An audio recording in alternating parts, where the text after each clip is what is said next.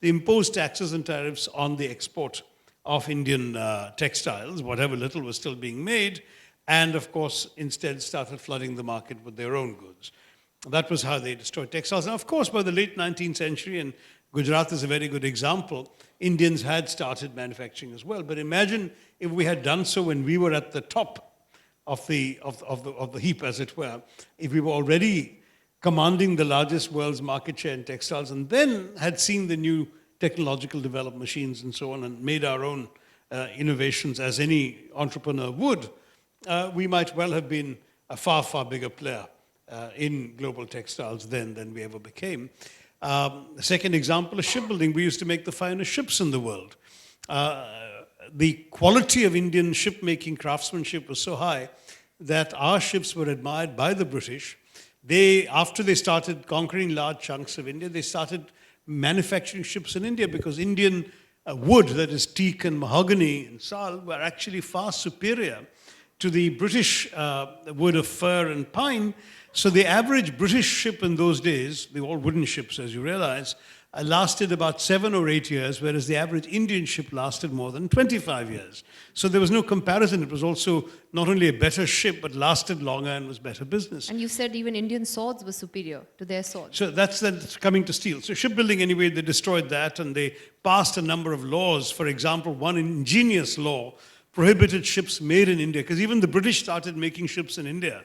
British companies and British owners, in order to ply the trade routes to London. So they passed laws making it illegal for ships made in India to sail to London, as a result of which essentially the shipbuilding industry was destroyed.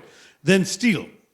This is something even I didn't know when I made the Oxford speech, found out in my research. We were the world leaders in steel production. India had invented steel. It was called Ukku steel because it was invented in Karnataka, Kannada, in the Kannada language, Ukku is the word. Ukku steel got repeated as a word by the Europeans as Wook, and Wook became Woots, so it appears in the literature as W-O-O-T-Z, but that wood steel is actually not a European word or a German or Polish invention. It is actually an Indian invention. Our steel technology was so superior that the Arabs came and learned from us and took it to the Arab world to use the famous Damascus steel, which is actually Indian technology manufactured in the Arab world. And our steel was so famous that when the British soldiers came to India in the 17th and 18th centuries, when they shot an Indian soldier, they would dismount from their horses and steal his sword, because the Indian swords were so much superior to any sword that the British, of European manufacture that they could carry. That was the extraordinary extent to which the steel was. So they destroyed all of these industries, Nidhi. I mean, and there's also taxation. And then they took all this money directly to England. You know, I mean, it's one thing to destroy, it's another thing to drain whatever resources there are. And that's what they did systematically. An English writer, William Digby, estimated at the turn of the 20th century, about 1904, I think, that over 4 billion pounds in those days money, which would be more like $500 billion today, had been drained just on the recorded accounts of the East India Company and Her Majesty's government to England. And as you said in the book repeatedly that this was a deliberate policy. You've said some apologists for British rule have argued that India basically missed the bus for industrialization. India couldn't keep up with technological innovations, which you've argued is completely disputable because this was out and out a deliberate British policy. As I say, if we missed the bus, it's because you threw us under the wheels. The British quite deliberately destroyed. And you can see even, for example, on steel, when almost a century later, Jamshedji Tata tries to set up a steel industry, modern steel industry in India, the runaround the British gave him, it took him over 2 decades to get all the permissions. And finally, he died before the first steel could be produced. It was his son, Dorabji Tata, who produced the first steel coming out of Jamshedpur. So the British were absolutely systematically opposed to Indians developing industrial manufacture. In fact, when Jamshedji Tata was trying, a senior British official at the time, the then chairman of the railway board, sneered that he would personally eat every ounce of steel that an Indian was capable of producing. It's only a pity that he didn't live long enough to see Jamshedji Tata's descendants take over the remnants of British Steel when they bought Chorus a few years ago. That might have given him a bad case of indigestion. I find it interesting when we talk about what motivated the British to come here, and you mentioned that on page 113, saying that they weren't motivated such as, the zeal of spreading Christianity, and it was basically to make money out of India. India was a career. It wasn't a crusade. Absolutely. In fact, the British officials were the best paid officials in the world. If you wanted to make a lot of money for very little work, come to India was the philosophy. Civil service in particular. The civil servants were the best paid civil service, higher paid than the American civil service or the British civil service in Britain. They were extremely well paid. They only had to serve 20 years, which included 4 years of paid holidays at home, quote unquote, in England. And at the end of that, they were guaranteed a lifetime pension paid for by the Indian taxpayer. And they had extremely high salaries, most of which they repatriated home because it was far more than they could spend in India. It really was an absolutely outrageous thing. But I think at every stage, and I even find you quotes as late as the 1920s and 30s from a British Home Secretary at the time, openly admitting that Britain was in India for the money.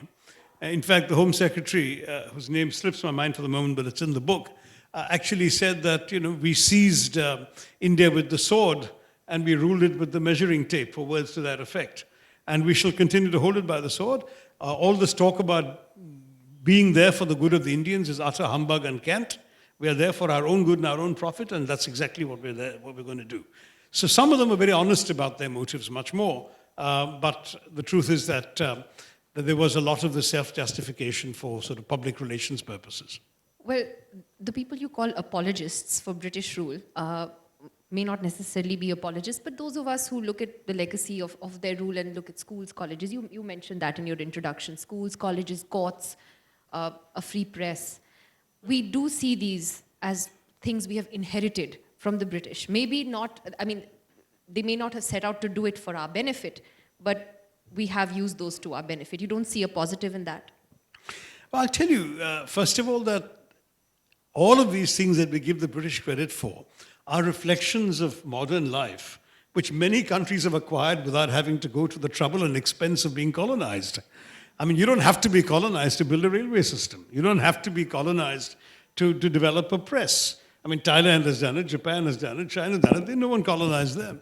So the fact is that if you look at each of these things in turn, there's no question that they came in for a very different and disreputable motive. Should we talk about the railways, for example? Yeah. So if you take the railways, today we think, wow, what a good thing, thank God the British built it. But the British openly said the reason they were building these railways was in order to exploit the goods and resources from the Indian hinterland, in order to ship them to the port, track them to the ports and ship them to Britain, that it would help them move labor, for example, to the mines, the forests, the places they were despoiling in order to get the goodies, that the entire purpose of the railways was to serve British commercial interests. Then when they built the railways, they made it the best and most profitable investment that a British person could make. In fact, from the 1850s to the 1870s, there was no higher remuneration investment available in the entire London Stock Exchange than the Indian Railways, because there was a guaranteed rate of return.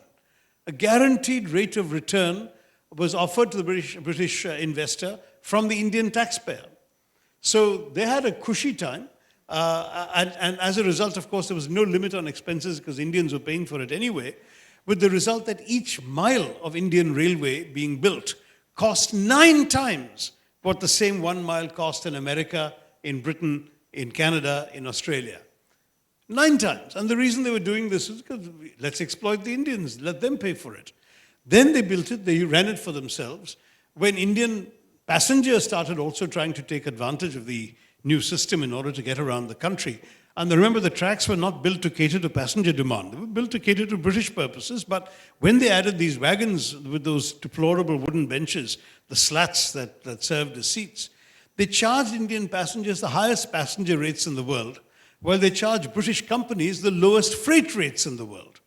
So right up to independence, it was an extremely good, in fact, the expression used at the time was private profit at public risk. The private profit was British, the public risk was Indian. That was what the railways was all about. And I also talk about the racism of the way it was run, right up to the First World War, for example. Every single employee, except the most menial, had to be a European. Even the ticket collectors and station masters were Europeans. When finally they ran out of European men, as the world generally lost quite a few of them fighting in the trenches in the First World War, they then looked around for the most European-like they could find, so that's when the Anglo-Indians started getting hired for the railway industry in India. Everything was run from this disgusting sort of colonial perspective, anti-Indian perspective, and it's only after independence that we reversed the logic, that we actually managed, for example, to make the passenger fares the cheapest, to add new lines to cater to the demand of Indians for transportation, and to then go ahead and raise the freight rates. Now, in the Ahmedabad Management Association, I'll have to admit that maybe the policy went too far, and now freight rates are so high that as a result, too many companies are shipping their goods on our over-congested highways and polluting our environment on trucks and lorries. But the fact is that at least Indian policies were being made to serve Indian interests only after independence. Right up to then, the railways were a gigantic colonial scam. But apart from the railways, the other institutions I talked about, for instance, do you believe that India would have been the kind of parliamentary democracy that it is today? What would India have been if the British hadn't come? Would we have been a democracy necessarily? Look at our neighborhood, for instance. I think democracies could have evolved. I mean, democracy could have evolved. I agree that its counterfactuals are always hypothetical. I know sometimes you media people love hypotheticals, but the truth is that my guess is as good as yours. But I'll tell you what my guess is. My guess is that if no colonial power had intervened and Indians were left to sort out their mess for themselves, if you look through the history of India, the idea of India as one goes right back to the Vedas. Bharatvash, the land between the Himalayas and the oceans, was an idea from them. Shankaracharya, Adi Shankara from my state of Kerala, went all the way up to Kashmir, went all the way to Dwarka in the west, to Puri in the east, established his mutts. There was very much a shared sense of a civilizational heritage, what the Harvard scholar Diana Eck calls the sacred geography of India, knit together by tracks of pilgrimage. But it wasn't just a Hindu idea, lest some of my Gujarati friends think that I'm suddenly crossing over to the wrong side. I am a very proud Hindu, but let me say that Maulana Azad has written about how Indian Muslims going on the Hajj were greeted by other Muslims, including particularly the Arabs, as Hindi, whether they were Pathans or Tamils or Gujaratis. The fact is the notion of Hind was established in the global consciousness. And at various times, emperors had tried to transform that into a political and territorial reality. Obviously, Ashoka and Chandragupta in the Maurya period, less successful attempts by the Guptas, by the Vijayanagar Empire, and so on. Then, of course, you had the Mughals, who really went pretty far across the subcontinent. And the only thing that prevented the complete unity of Bharatvarsh was undoubtedly the communications and transport limitations of that era. By the time the modern era had come around, I don't see any reason why that knitting together of the country could not have happened under an Indian ruler. Who would it have been? Well, history suggests that at that point, the people in the ascendant were the Marathas. Yes, they'd had a major setback in 1761 of the Second Battle of Panipat against Ahmad Shah Abdali, but Abdali had left. Marathas could have recovered if the British hadn't intervened and grown their own power. And you could well imagine a situation they had already conducted themselves somewhat sensibly as the de facto rulers while leaving the Mughal emperor propped up as their hostage in Delhi. So you could well imagine a consolidation of much of the country under de facto Maratha rule initially with the Mughal emperor as a constitutional figurehead. And gradually, that constitutional figurehead, because he was already pretty weak, would preside over a large country with, of course, strong regional autonomy and a civilian rulership, which initially would have been predominantly Maratha, but because there weren't enough Marathas to rule the entire place, it would have, I think, like other empires, ended up accommodating other interests. The Marathas themselves had lots of non-Maratha generals and courtiers in their ranks, and I think inevitably that sort of thing would have happened.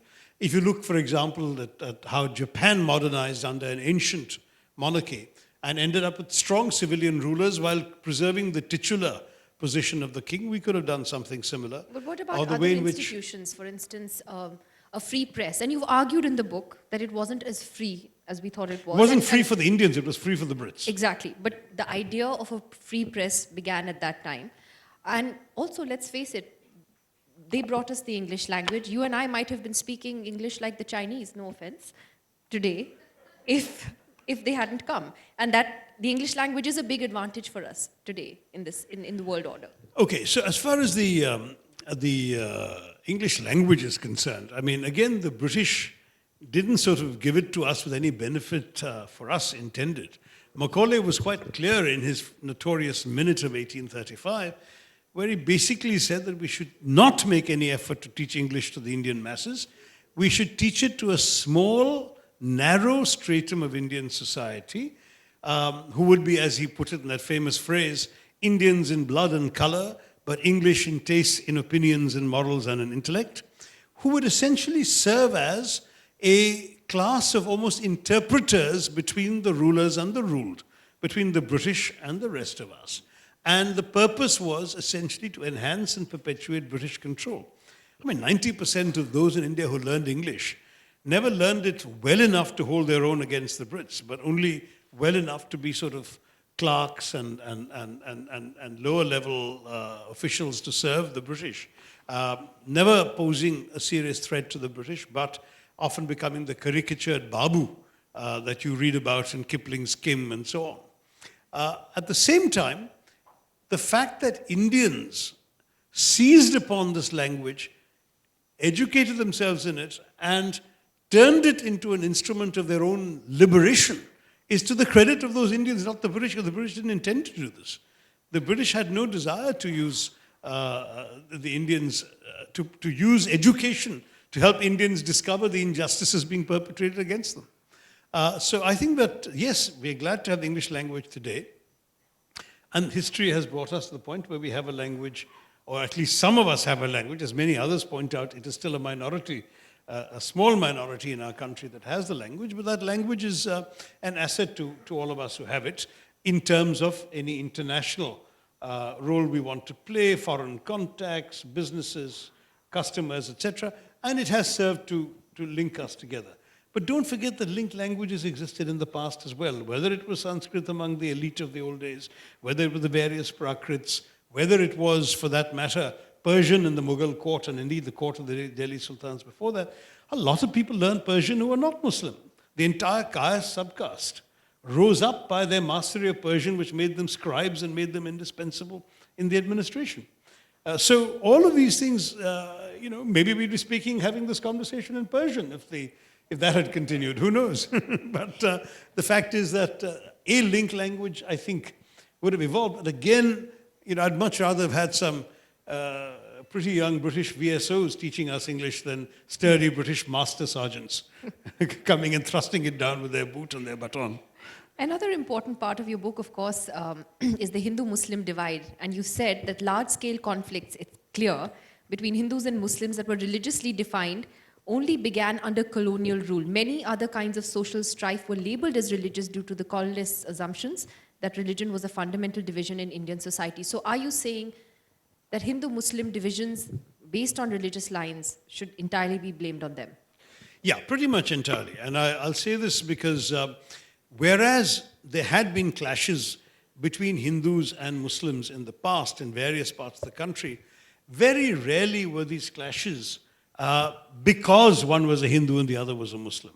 There were clashes, invaders coming to attack and loot happened to be Muslim and their victims happened to be Hindu, but there are also examples available of Hindu kings attacking Hindu temples of their enemies because the temple was a symbol of their opponent's sovereignty, including raiding temples for their idols and jewels in the idols and so on. So it was not as if it was impossible for us to actually have examples of all of this. Similarly, Aurangzeb, whom we think of as the worst of the Mughals, had a number of Hindu generals, had a number of Hindu courtiers. Tipu Sultan in Mysore is today being blamed by certain political elements in our country as a scourge of Hindus and Christians in Mysore. But in fact, every single one of his cabinet ministers and his leading courtiers was actually Hindu. And he actually, yes, he did destroy a few temples, but he also endowed far more temples than he destroyed and paid for their building and their maintenance. Some scholars have explained this phenomenon throughout Indian history with example after example, one scholar working in the south, one in the north, as not, and this is where one gets into controversial territory, not Muslims attacking Hindu temples, but as a phenomenon of the advancing frontier. Because remember, there were no borders drawn as we began to think of borders in the 19th century. Anywhere in the world, the power of an empire or a kingdom or a principality extended as far as its power could take its line, and the line would shift depending on how strong you became. Or it would shrink if your successors didn't have the ability to hold on to your power. So when the frontier advanced, you came up against the chap on the other side of that frontier, the ruler, the king, whoever it was, and you attacked him and the symbols of his strength and support. Many, many Indian rulers essentially claimed to derive their power from a divinity. Right now, I'm a member of Parliament of Thiruvananthapuram. The Maharaja of Travancore would call himself Padmanabha Dasa. He never called himself Maharaja. He was the servant of Lord Padmanabha, who was the god for whom this magnificent temple that still exists, going back to the 7th century, the Padmanabha Swami Kshetram, exists. Now, so if you wanted to undermine the source of that Maharaja's power, you would attack his temple. Didn't matter whether you were yourself a believer or a Hindu or a Muslim or whatever. So what these scholars are arguing is that we are seeing as Hindu-Muslim things that were actually purely, if you like, what we today call political. Now, when you look at what the British did, however, it was a very different story. In 1857, which they dismissed as a mutiny and many of us think of as the first major revolt, in 1857, the British were horrified to see Hindus and Muslims fighting together side by side under the banner of the enfeebled Mughal emperor against the common enemy, the British. And they vowed that this must not be allowed to happen again. So Lord Elphinstone wrote a famous memo in which he said, divide et impera was the ancient Roman maxim, and it shall be ours. Divide et impera means divide and rule. And actually, his history wasn't that hot. It wasn't an ancient Roman maxim. It was an ancient Macedonian maxim. It was the maxim of Philip II, Alexander's father. But many Roman emperors practiced the same policy when they expanded their empire.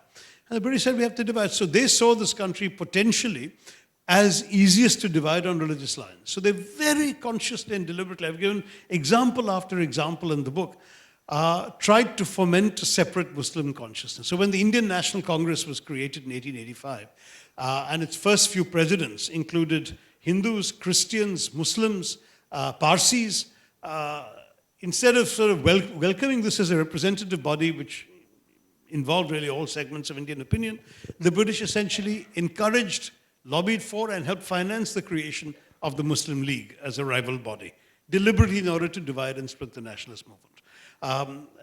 In 1905, they decided to partition Bengal, and they explicitly did so, telling Muslims they're going to give you, for the first time, a Muslim majority province in Bengal.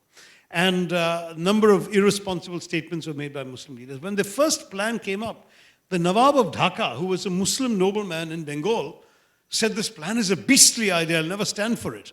So the British quietly slipped him 100,000 pounds, a lakh of pounds, and he changed his tune and became a supporter of partition. The British had a very deliberate policy of trying to encourage this division right up to partition. The Second World War, the way in which, for example, the Muslim League's membership went up from a couple of lakhs to a couple of crores during the war years, when the Congress leadership first had resigned all their ministers